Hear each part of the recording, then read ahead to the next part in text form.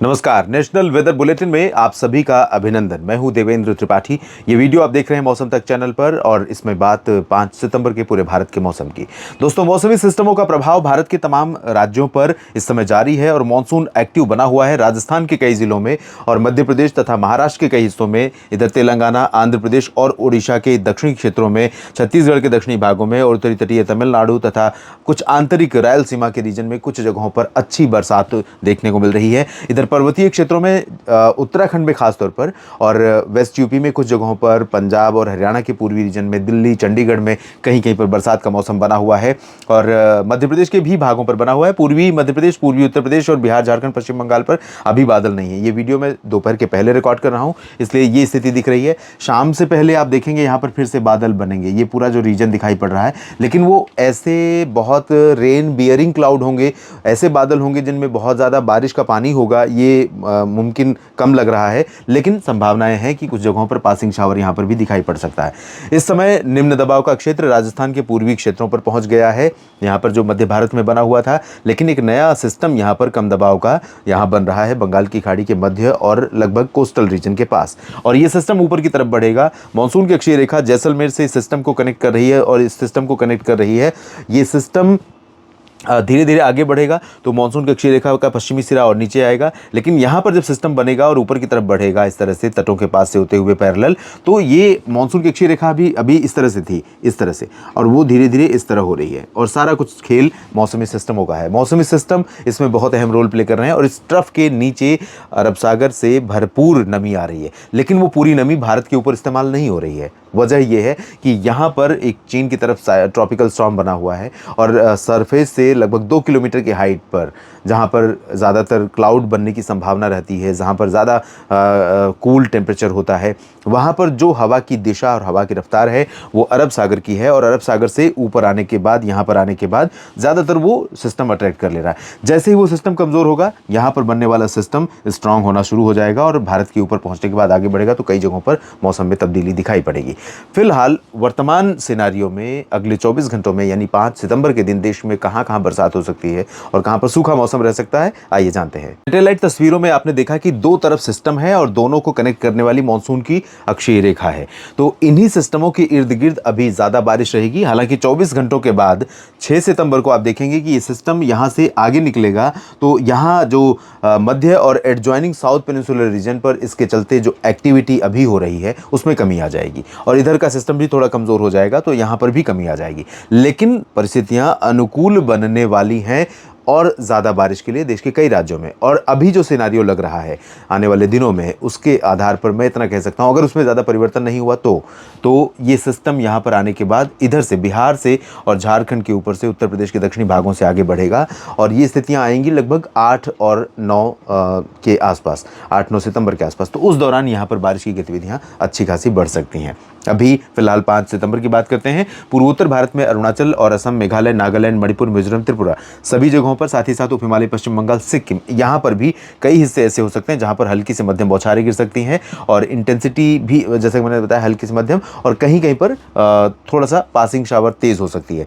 और इसके बाद बिहार के क्षेत्रों पर आप देखें तो बिहार पर थोड़ा सा दायरा बारिश का बढ़ रहा है, इंटेंसिटी भी बढ़ सकती है लेकिन बहुत ज़्यादा बारिश नहीं होगी, लेकिन फिर भी भागलपुर, दरभंगा और किशनगंज, पूर्णिया, अररिया, खगड़िया, सुपौल से लेकर के पटना और वैशाली के बीच में, इधर मधुबनी, चंपारण, सीतामढ़ी, शिवहर और सिवान, गोपालगंज के बीच में, इधर बक्सर, कैमूर, गया, नवादा के बीच में कहीं कहीं पर ओवरऑल राज्य के ऊपर क्लाउडिंग ज़्यादा रहेगी और कई जगहों पर रुक रुक करके on end of passing shower या हल्की बौछारें गिरने की संभावनाएं बन सकती हैं।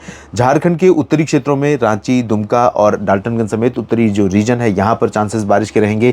दक्षिणी भागों में जमशेदपुर और पश्चिमी तथा पूर्वी सिंहभूम समेत दक्षिणी रीजन में चांसेस कम है और गंगीय पश्चिम बंगाल में भी बारिश की संभावनाएं कम है। कोलकाता में भी ड्राई वेदर रहने के संकेत यहाँ पर मिल रहे हैं। मध्य भारत के क्षेत्रों में अगर देखें तो ओडिशा के ऊपर उत्तरी रीजन ड्राई वेदर वाला रहेगा क्योंकि अभी सिस्टम का असर यहाँ पर नहीं है, लेकिन दक्षिणी क्षेत्रों में कटक, पुरी, पारादीप से लेकर नीचे जो रीजन है, दक्षिणी भाग है, तेलंगाना, आंध्र प्रदेश और छत्तीसगढ़ से सटा हुआ, यहाँ पर कई हिस्सों में मध्यम से तेज वर्षा हो सकती है और साथ ही साथ मध्यम से भारी बारिश आपको छत्तीसगढ़ में दिखाई पड़ेगी। बीजापुर में भी, सुकमा, दंतेवाड़ा, नारायणपुर, कोंडागांव से लेकर दुर्ग और बेमेतरा, बलौदाबाजार, भाटापारा, कबीरधाम, कवर्धा, और राजनांदगांव, महासमुंद समेत ऊपरी रीजन में अंबिकापुर, कोरिया, सरगुजा, बिलासपुर समेत तमाम जगहों पर। और मध्य प्रदेश की बात जहां तक है तो यहाँ पर आप देखें तो अगले 24 घंटों में बात वही है कि अगर इस तरह की परिस्थितियां रहीं तो मानसून कहीं ना कहीं संतुलन साधेगा। रीवा में जो डेफिशिएंसी है उसमें कमी आएगी और रीवा में बरसात, खजुराहो में बरसात होगी, पन्ना, सागर, सतना, टीकमगढ़ और छतरपुर में, साथ ही साथ जबलपुर, उमरिया, कटनी, शहडोल, अनूपपुर, डिंडोरी, मांडला, बालाघाट, इन तमाम जगहों पर बरसात होगी। नर्मदापुरम और छिंदवाड़ा, नरसिंहपुर, बैतूल, इन क्षेत्रों में चांसेस बहुत ज़्यादा नहीं है। नीमच, रतलाम, धार, उज्जैन, इंदौर, देवास, खरगोन में चांसेस बहुत ज़्यादा नहीं है, लेकिन खंडवा, बुरहानपुर और साथ ही साथ भोपाल, विदिशा, गुना, शिवपुरी, श्योपुर, भिंड और दतिया, इधर ग्वालियर, इन तमाम जगहों पर, मुरैना में भी बारिश होने की संकेत दिखाई पड़ रहे हैं। महाराष्ट्र में, विदर्भ में बारिश हो सकती है, लेकिन पूर्वी रीजन में कुछ जगहों पर चांसेस रहेंगे। शेष विदर्भ, मराठवाड़ा और मध्य महाराष्ट्र के अधिकांश भागों पर बारिश की उम्मीदें कम रहेंगी, इंटेंसिटी कम रहेगी। अगर हुई भी तो बहुत मामूली बारिश होगी, चाहे वो नासिक हो या जलगांव या पुणे, सतारा, सांगली, नांदेड़, बीड, जालना, हिंगोली, संभाजीनगर और अकोला, अमरावती, वर्धा, यवतमाल।